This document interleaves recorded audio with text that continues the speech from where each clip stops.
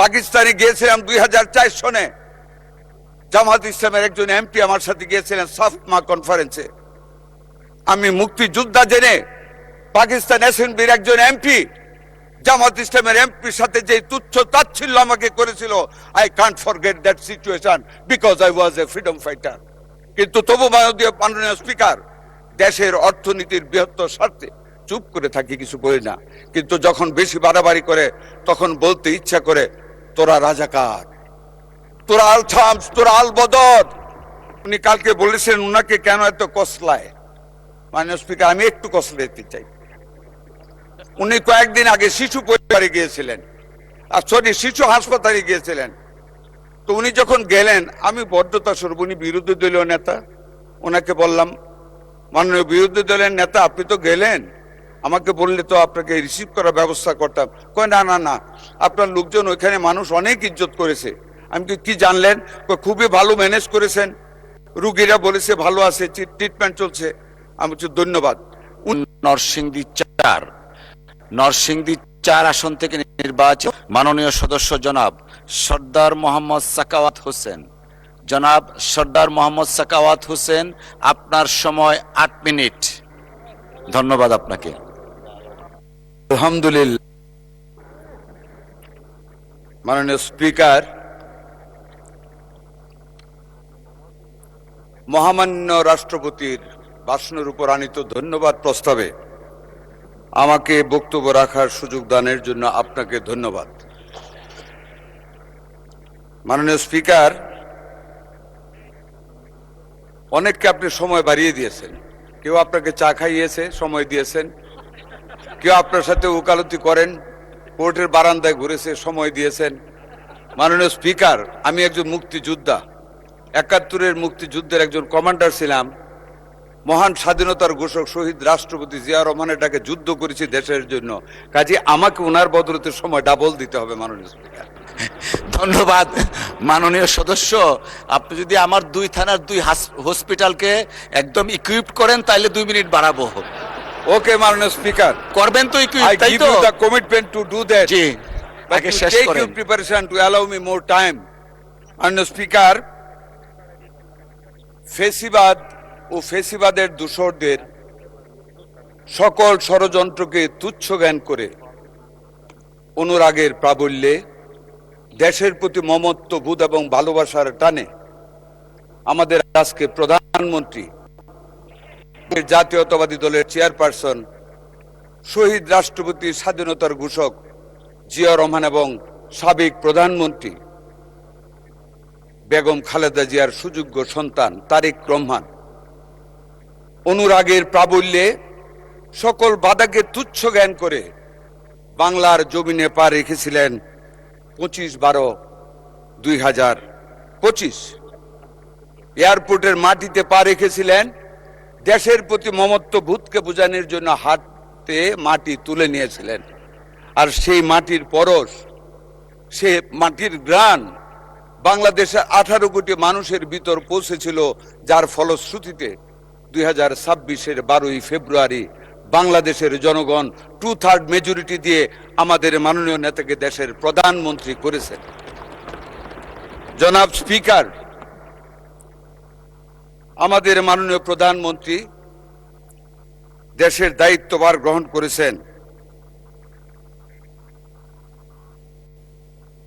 উনি কিছু কাজ করতে পারেন, এরই মধ্যে প্রমাণ করেছেন। হ্যাঁ মাননীয় স্পিকার, জনাব তারেক রহমান পারেন।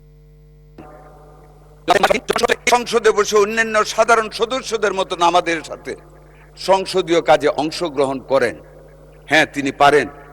তিনি হানা ভোটের সময় হাতে হাত তুলে ভোট দেন, যার উদাহরণ আমাদের সামনে আর নেই। 4 বার এমপি হয়েছি, এই সংসদে এসেছে, আগে দেখিনি।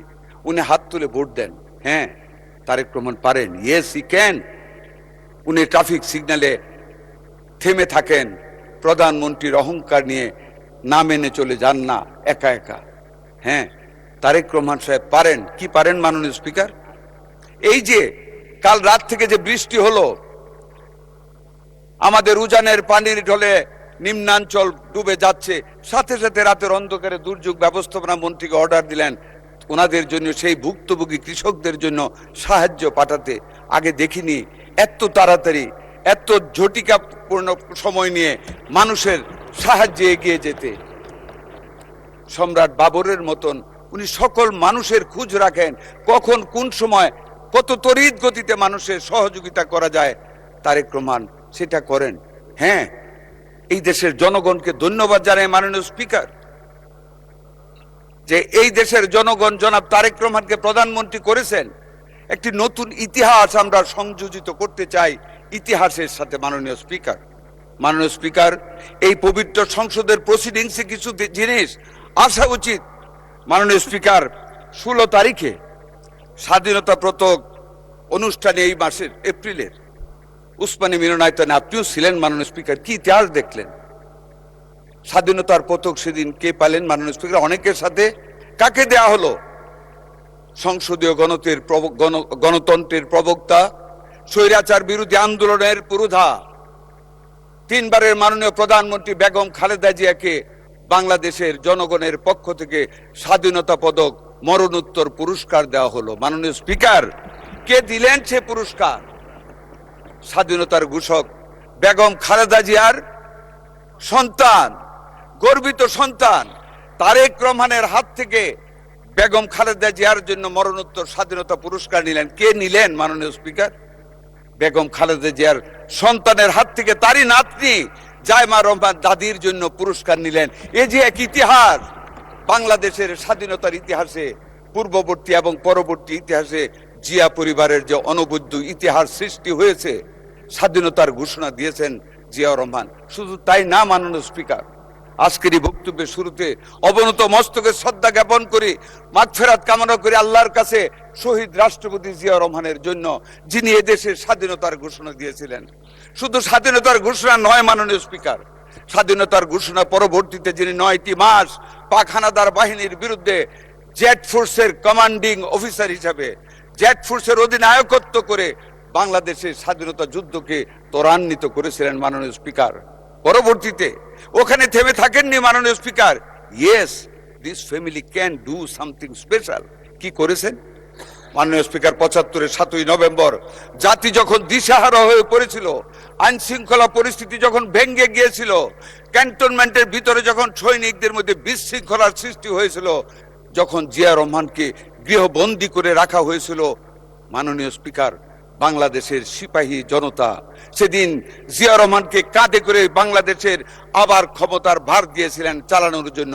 হ্যাঁ, উনি চালিয়েছিলেন, ভালোভাবে চালিয়েছিলেন, এবং দেশকে বহুদলীয় গণতন্ত্রের সৃষ্টি পুনরায় উনিই করেছিলেন। যেই চেতনা নিয়ে দেশকে স্বাধীন করেছিলাম, 25 মার্চের রাতে যেদিন স্লোগান দিয়েছিলাম ঢাকা বিশ্ববিদ্যালয়ের হল থেকে, বাংলার পুলিশ অস্ত্র ধরো, বাংলাদেশকে স্বাধীন করো, চেতনাটা ছিল সেদিন। 70-এর নির্বাচনের ফলাফল বাংলার জমিনে বাস্তবায়িত হয়নি বলে আমরা মুক্তিযুদ্ধের চেতনা, গণতন্ত্রকে বাস্তবায়িত করার জন্য সেদিন যুদ্ধ করেছিলাম। আর সেই গণতন্ত্রকে পুনঃপ্রতিষ্ঠিত করেছিল স্বাধীনতার ঘোষক, বীর নায়ক, রাখাল রাজা, শহীদ রাষ্ট্রপতি জিয়া রহমান। মাননীয় স্পিকার, এটা ইতিহাস জিয়া পরিবারের। জিয়া রহমান চলে গেলেন, বেগম খালেদা জিয়া স্বৈরাচারের বিরুদ্ধে যুদ্ধ করে 91 নির্বাচনে জনগণের ভালোবাসা নিয়ে ক্ষমতায় আসলেন। মাননীয় স্পিকার, আবার আসলো আরেকটি ইতিহাস, ফেসিবাদের জন্ম হলো। সেই ফেসিবাদের বিরুদ্ধে 13-14টি বছর, প্রায় 1.5 যুগ, আজকের প্রধানমন্ত্রী আমাদের চেয়ারপারসন জনাব তারেক রহমানের নেতৃত্বে এদেশের মানুষ, মাননীয় স্পিকার, প্রস্তুতি নিয়েছিল ফেসিবাদকে দূর করার জন্য। আজকে কষ্ট পাই মাননীয় স্পিকার, যখন কেউ কেউ ডান দিক থেকে আপনার সেই জুলাই মুভমেন্টকে নিজেদের ভিতরে নিয়ে যেতে চায়, তাদের জন্য বলি ভূগোল থেকে একটু লেখাপড়া করতে। মাননীয় মন্ত্রী, আপনার সময় খুব সংক্ষিপ্ত, তারপরে 4 মিনিট দেয়া হলো, দয়া করে 4 মিনিটের মধ্যে শেষ মাত্র করবেন। 4? ধন্যবাদ। জি, ওই যে আমার এক বোন বক্তৃতা দিয়ে বলো এলাকার জন্য আরো 3 মিনিট, ওইটাও থাকবে। যাক, মাননীয় স্পিকার,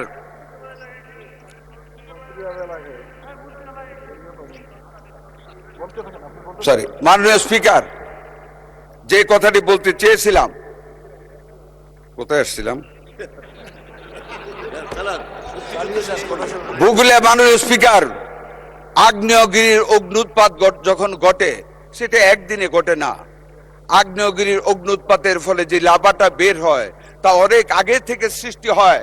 জুলাই বিপ্লবের সৃষ্টি শুরু হয়েছে সেই 13 বছর 14 বছর আগে থেকে জনাব তারেক রহমানের নেতৃত্বে বাংলাদেশ জাতীয়তাবাদী দল, যুব দল, ছাত্র দল, সকল অঙ্গ সংগঠন তিলে তিলে আগুনের সৃষ্টি করেছে।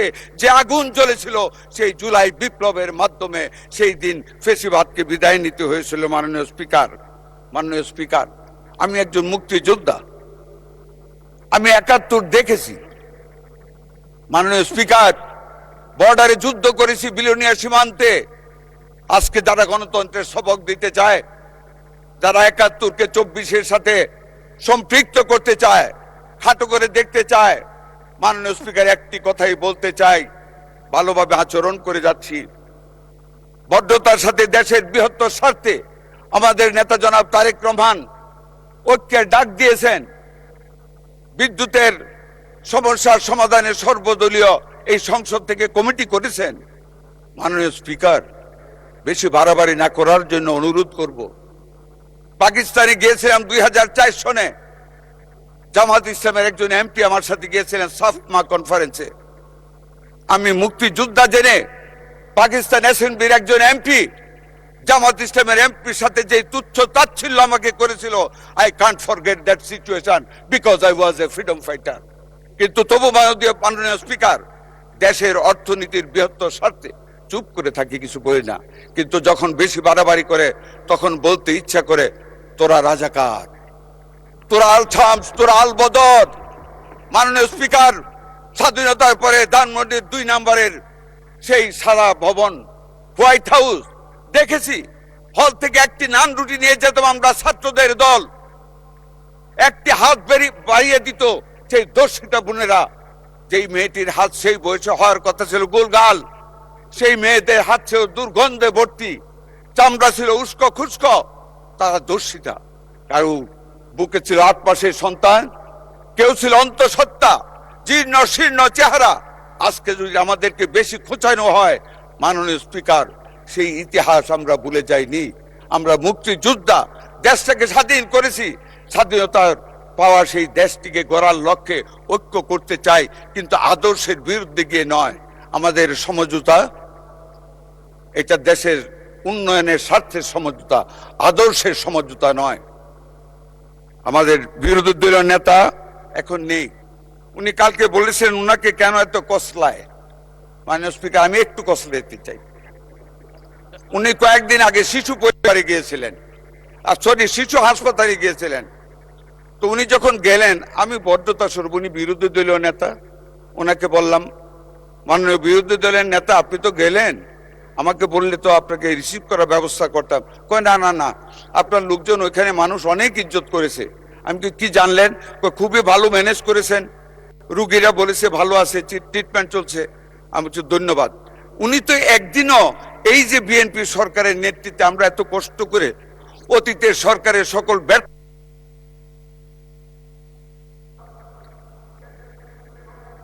জি ধন্যবাদ মাননীয় সদস্য, করবেন। অসংখ্য ধন্যবাদ, বসেন দয়া করে। ধন্যবাদ।